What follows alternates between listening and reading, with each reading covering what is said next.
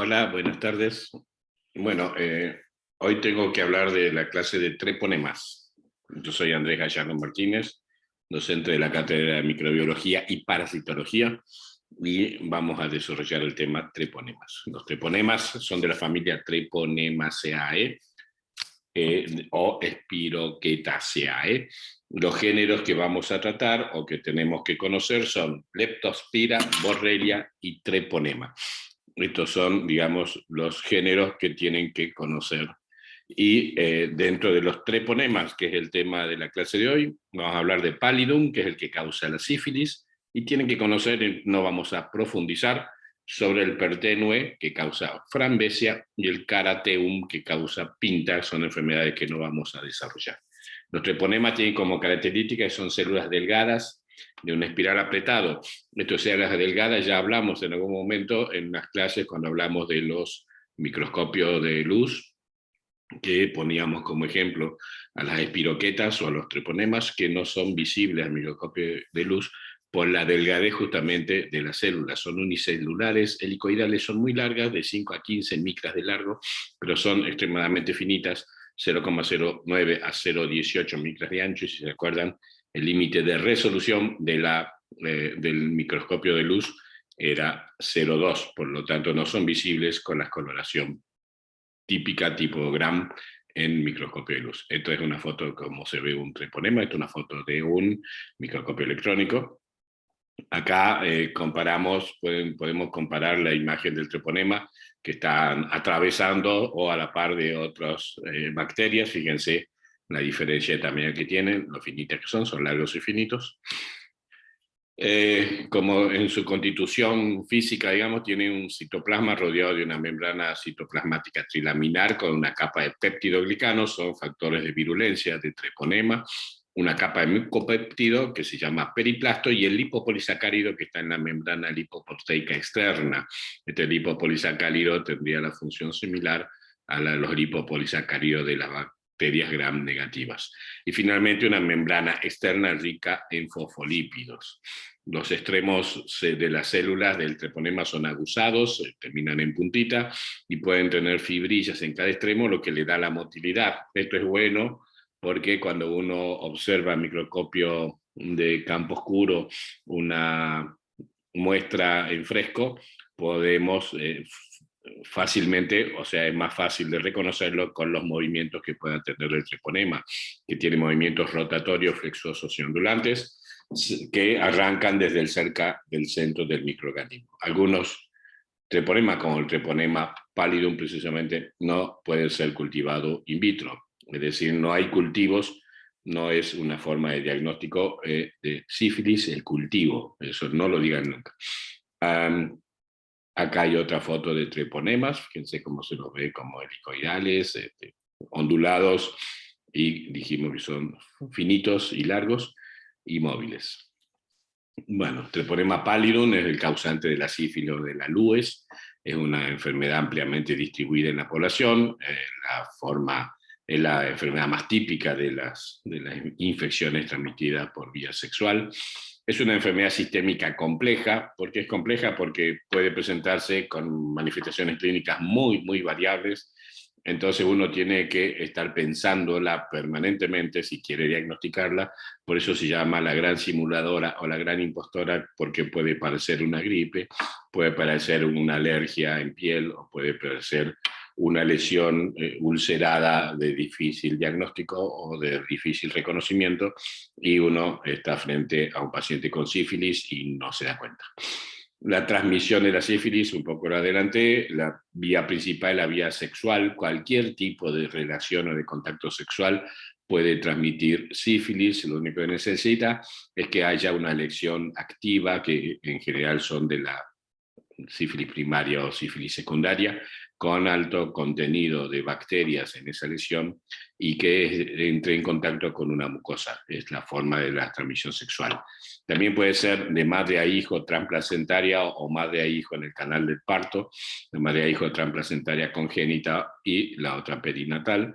Puede ser transfusional, por eso es obligatorio la pesquisa de sífilis en todas las unidades de sangre y de material de la sangre que sean donados para las transfusiones, y también está dentro de las infecciones que se pueden adquirir por medio de un accidente punzocortante en ambiente hospitalario, es decir, es la de inoculación directa accidental.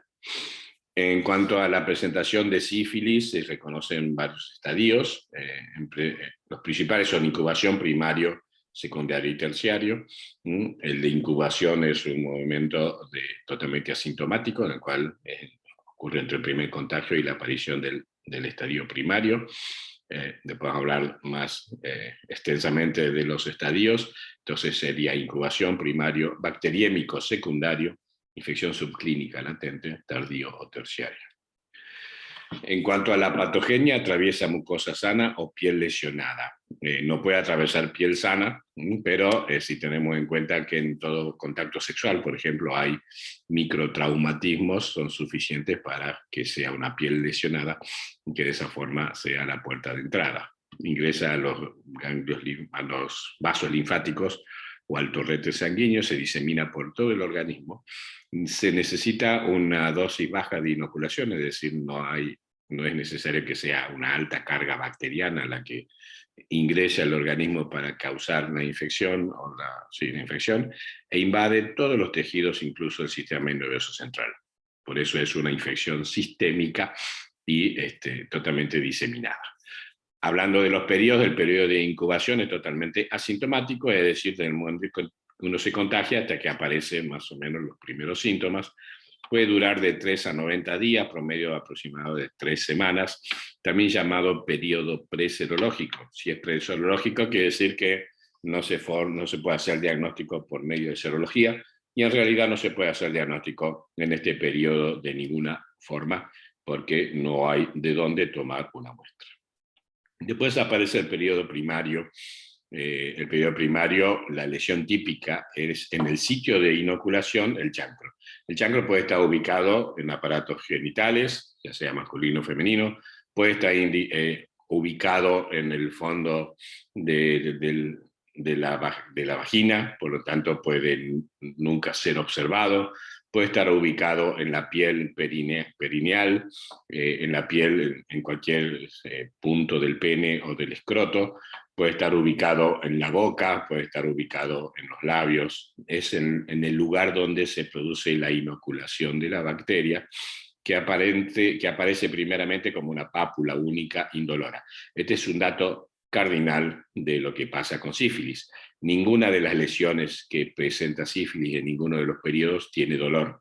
En general, cuando uno consulta a los pacientes cuál es la causa principal por la cual la gente consulta ante situaciones, el dolor es uno de los primeros signos o síntomas que se manifiestan como causa o razón por la cual las personas consultan. Y esta es una lesión que no duele en ningún momento. Empieza como pápula, se erosiona rápidamente, se hace durita, que tiene una consistencia así blando, elástica, con bordes sobreelevados y fondo liso. Y entonces es importante palparla porque uno la siente como una consistencia cartilaginosa, dice, pero bueno, nunca tocaba un cartílago, así que es como que uno la puede comprimir y tiene cierta elasticidad sin poder ser aplastada. Y de vuelta es totalmente indoloro. Entonces es bien típico, la persona dice, sí, me apareció un pupito y después se ulceró. El fondo de la úlcera habitualmente es bastante es liso, pero puede estar sucio. ¿Okay? Acá tenemos algunas imágenes en pene, por ejemplo, de chancro. Esta es en la zona perivulvar, o la zona vulvar. Esto es, fíjense, en el mentón, otra en el pene. Se ubica en cualquier sitio del organismo, genitales externos es lo más frecuente porque es la forma de contagio habitual, cuello uterino, boca, perianal, conducto anal, hay que buscarlo en realidad. Acompaña una adenopatía regional, que bueno, depende de dónde esté ubicado el chancro. Si es en la zona genital, la adenopatía va a ser inguinal. En cambio, si es en la zona de la boca, por ejemplo, por contacto por sexo oral, va a ser submaxilar. ganglios linfáticos moderadamente agrandados, indurados, no dolorosos, no supurados. De vuelta, dato importante, no duele. Este chancro, esta lesión ulcerada, cicatriza sola en 3 a 6 semanas. Entonces la gente por ahí demora en consultar y de golpe se le va, dice, bueno, tuve algo y me curé, y la marcha sigue por dentro.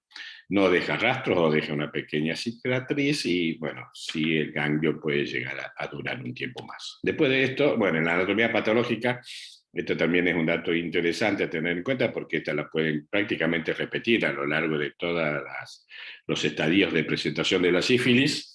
Presenta una infiltración de células plasmáticas e isquiocitos, engrosamiento proliferativo endotelial y fibroblástico concéntrico de los pequeños vasos sanguíneos y finalmente endalteritis obliterante, lesión casi patognomónica.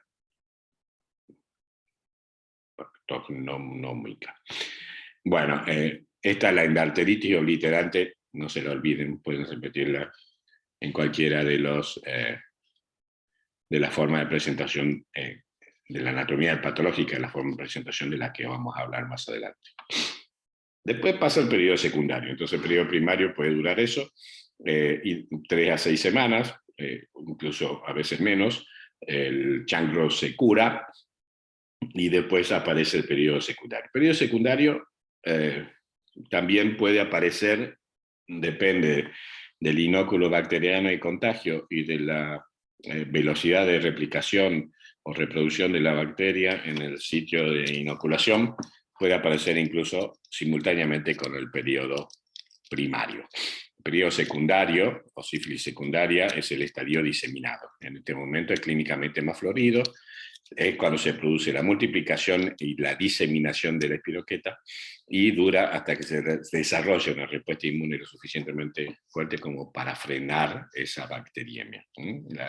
La diseminación se hace por bacteriemia, empieza 2 a 8 semanas luego del periodo primario, pero como te dije puede ser simultáneo, y aparecen lesiones maculares, macropapulares, papulares, pustulosas generalizadas en todo el organismo, en todo el cuerpo, duran hasta 8 semanas, a veces descaman, y lesiones mucosas extensas. Como hay una bacteriemia, en este momento es donde es muy típico confundirlo con un síndrome gripal, porque el paciente se siente con un poquito de fiebre, con un poquito de chucho, con un mal estado general que no tiene claro qué le pasa, y después le aparecen estas manchas que pueden ocupar casi todo el cuerpo, o pueden ser localizadas.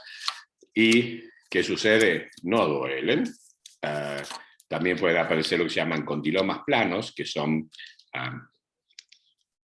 sobreelevaciones de la piel, también que son elásticos, duritos, no dolorosos, estos no se ulceran, y las lesiones pueden tener mínima secreción, es como que sale una agüita. Todas las lesiones en piel son altísimamente infecciosas, porque tienen altísimo inóculo bacteriano, entonces desde ahí es muy fácil contagiar. Y como les decía, hipertermia leve, faringitis, malestar general, falta de apetito, adenopatía generalizada, no dolorosas, dolores articulares, dolores de cuerpo, etc. Parece una gripe.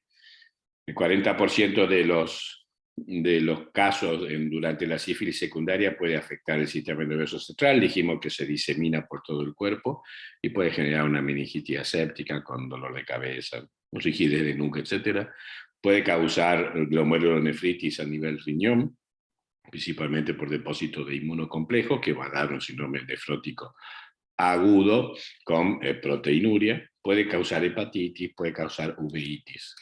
Y una de las características bien típicas es que afecta las palmas y las palmas de las manos y las plantas de los pies. Entonces, cuando ustedes vean lesiones en piel, en palmas y plantas, por favor, no se olviden de la clase del doctor Gallardo y piensen en sífilis. Estas son otras lesiones que aparecen en mucosa. Fíjense cómo son, pueden ser como serpiginosas, de vuelta no dolorosas. Fíjense las manchas en las manos, se ve muy feo en la espalda. Esta es otra lesión que aparece como un brote a nivel de la zona del abdomen. Habitualmente no pica ni duele. Estos serían los condilomas planos. Fíjense que somos sobre elevaciones en la zona de la piel, este es en la zona perineal, tampoco son dolorosos. Acá se ven más condilomas planos. La anatomía patológica que dijimos que había, bien, endarteritis obliterante. Después entra un periodo de sífilis latente. Estas lesiones secundarias, ¿saben qué? También se van solas. Entonces la gente de vuelta dice, uy, ¿qué habré tenido? Y se curó, y no es así. Entonces pasa lo que es la sífilis latente, que es asintomática u oligosintomática. No significa que no hay progresión de la enfermedad. La bacteria se sigue replicando, la bacteria se sigue diseminando, el proceso inflamatorio del daño arterial de las arterias, de las pequeñas arterias sigue sucediendo, y entonces hay una latencia clínica, es decir, hay pocos signos, sintomatología clínica, pero la enfermedad sigue.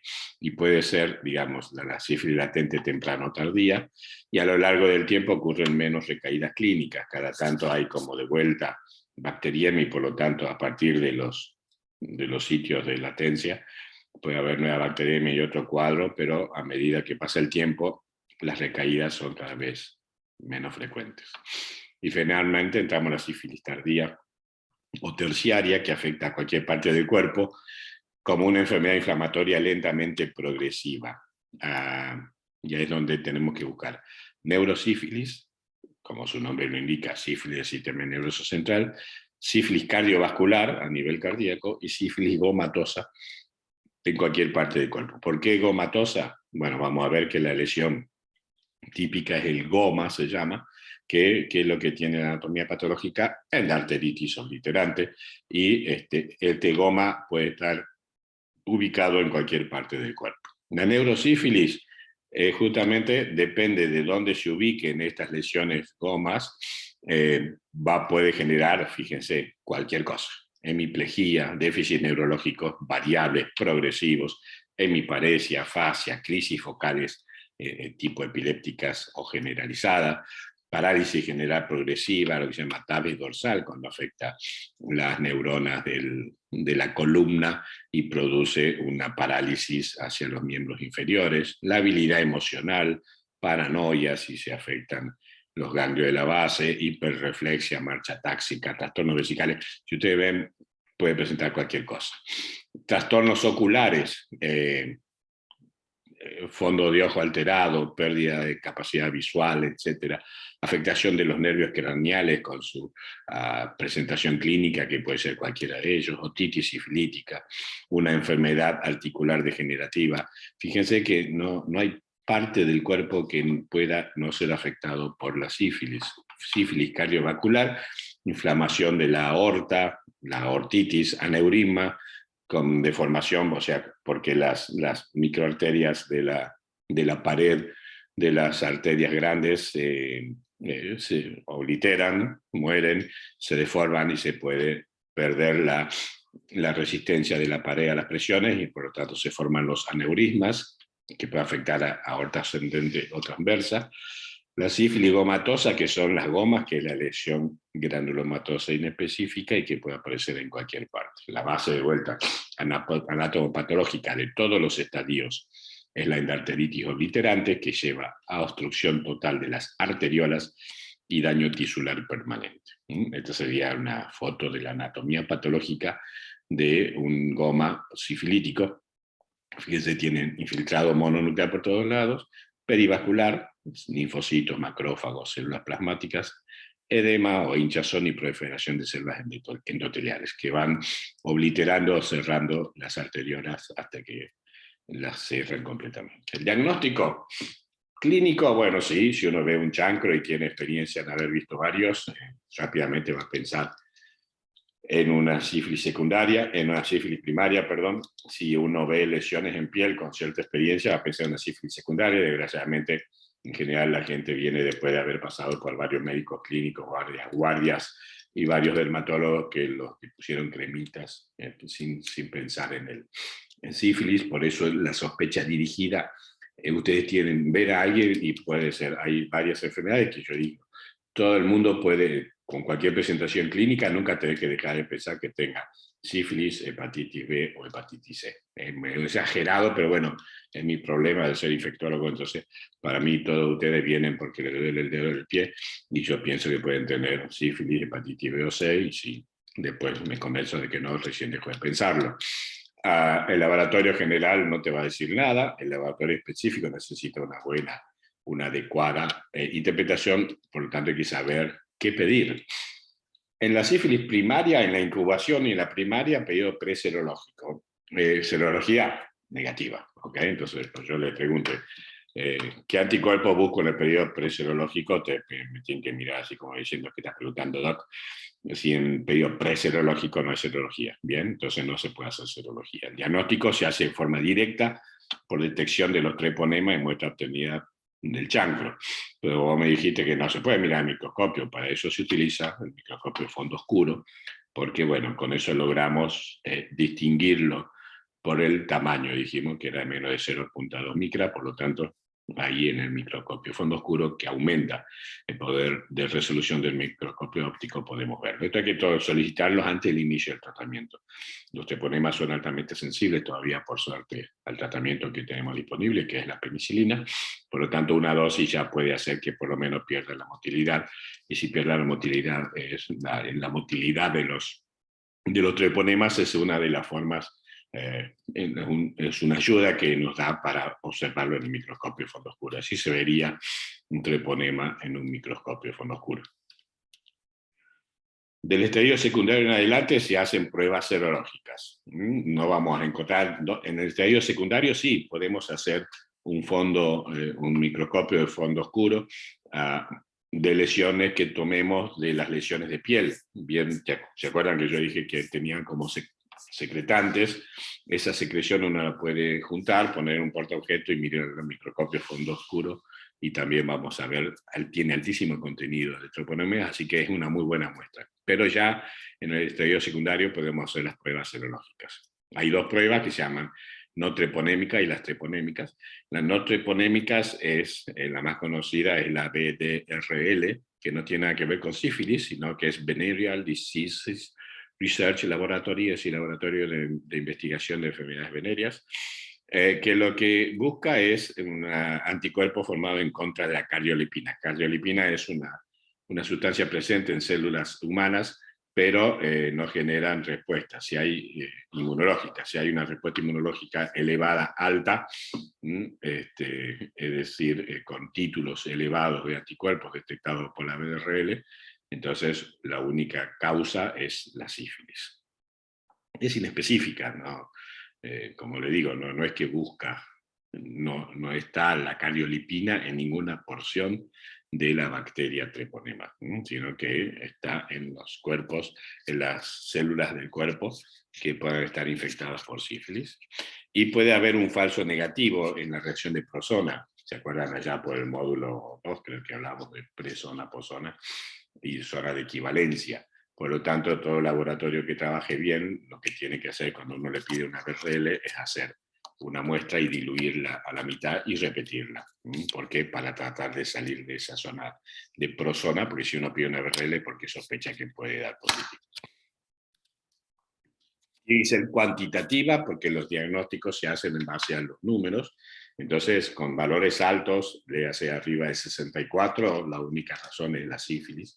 Entre valores bajos, 2, 4, 8, hasta 16, hay algunas situaciones que ni siquiera son enfermedades que te pueden dar esos valores positivos de DBRL. Por ejemplo, en la gente que tiene grupo A de sangre, a veces puede dar una reacción cruzada con la BDRL y dar una BDRL de título bajo. Sirve para hacer diagnóstico diagnóstico de todos los episodios de sífilis, porque uno no queda con memoria inmunológica y puede contagiar de sífilis repetidas veces. Y también es útil para el seguimiento luego del tratamiento, porque como depende de la actividad de reproducción y de invasión de los treponemas a las células humanas, si no hay treponemas va a ir bajando la BDRL hasta títulos muy bajos. Es útil para de hacer diagnóstico de reinfecciones, como dijimos, y necesita de confirmación con pruebas treponémicas. Las pruebas de confirmación o pruebas treponémicas son dos: el factor treponémico absorbido y la hemaglutinación indirecta. ¿Cuál es el problema de estos dos? El problema de estos dos es que el factor treponémico absorbido y estos son anticuerpos que se forman y después no van a desaparecer, van a estar presentes mucho tiempo. Entonces no me sirven para hacer diagnóstico de reinfecciones. Sí pueden servir para hacer confirmación de que la persona estuvo expuesto a sífilis. Entonces, en resumen, para resumir un poquito, el diagnóstico de sífilis, incubación y primario, es preserológico, por lo tanto, incubación no se hace diagnóstico, en el primario por medio de la observación directa de las lesiones. En periodo secundario ya entran las pruebas serológicas y también se pueden hacer observación directa de material obtenido de las lesiones. En periodo terciario, el diagnóstico va a ser serológico. Con respecto a otra presentación, la sífilis congénita, el riesgo de contagio durante el embarazo ocurre en la sífilis primaria. Después disminuye mucho el riesgo. Es decir, aquellas mujeres embarazadas que tienen BRL positiva, pero que pueden estar en un periodo terciario, es muy bajo la chance, porque acuérdense que dijimos que no hay tanta, se van espaciando las bacteriemias y prácticamente no se repiten. Por lo tanto, en general, uno ve la sífilis congénita en chicos de madres cursando sífilis primaria. Los sabor puede causar aborto tardío, mortinato, muerte neonatal, asintomático. Afecta al tejido mucocutáneo, huesos. Es típico cuando uno ve un niño que nace y tiene rinitis, es decir, tiene inflamación en la nariz, tener que obligatoriamente pensar en sífilis. Y puede tener erupción maculopapular, que sería tipo una sífilis secundaria, con afectación de las palmas y las plantas, la palma de la mano y la planta de los pies, alrededor de la boca y del ano. Y bueno, después otras lesiones típicas son las osteocondritis, es decir, uno busca alteraciones de la forma y del borde de los huesos, principalmente los huesos largos, porque causa esto, osteocondritis, pericondritis, y por supuesto, puede causar hepatomegalia, esplenomegalia, anemia e ictericia.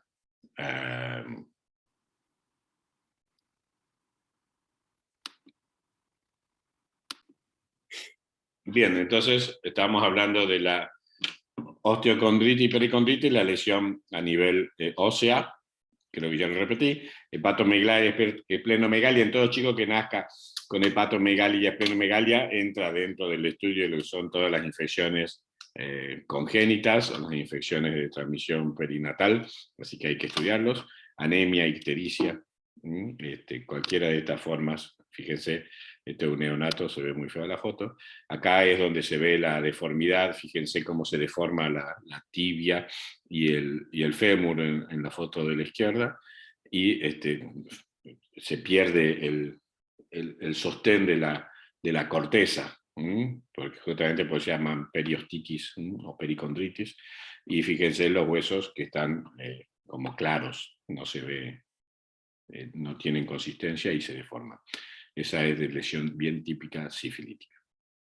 Este es el nene que le decía que el nene que nace con moco en la nariz y lesiones en la piel tiene sífilis, hasta que demuestre lo contrario. Un nene con moco tiene sífilis. Bien, ¿cómo se hace la prevención de la sífilis?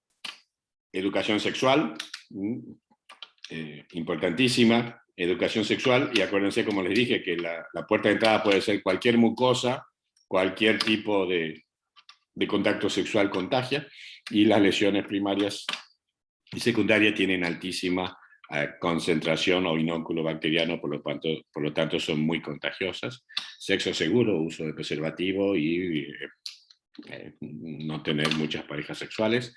Detección y tratamiento precoz, por eso la función ustedes como médicos en el futuro es esencial de estar sospechando sífilis todo el tiempo, no tanto como yo, pero no se olviden de ella. El control de la embarazada, con el control de la embarazada uno detecta, la embarazada es generalmente una población que concurre regularmente a controles médicos, por lo tanto, es un sitio de riesgo de contagio, justamente en la congénita o la perinatal, así que la búsqueda de la embarazada positiva es esencial. Control de enfermedades de transmisión sexual o infecciones de transmisión sexual. Esto quiere decir, cada vez que uno haga diagnóstico de una infección de transmisión sexual, tiene que pensar en todas las otras, que después vamos a ver cuáles son. Control en banco de sangre, eso siempre se lo olvida usted en el examen, así que por favor no se lo olviden, como es una de las formas de contagio en la transfusional, el banco de sangre es esencial. Acuérdense que para control de banco de sangre hay que usar técnicas serológicas de altísima sensibilidad, aunque no tengan tanta especificidad. Bueno, la VRL forma parte de ese complejo, digamos, que son muy sensibles y poco específicas. Y bueno, paciente con VIH tiene mayor riesgo. Entonces, insisto en esto, para que no se olviden, ante una infección de transmisión sexual se deben descartar otras enfermedades de transmisión sexual, porque toda infección de transmisión sexual favorece el contagio o la adquisición de otra infección de transmisión sexual. Creo que ahí termina. Muchas gracias por su atención. Espero que quede clarito. Lo dejo. Chao.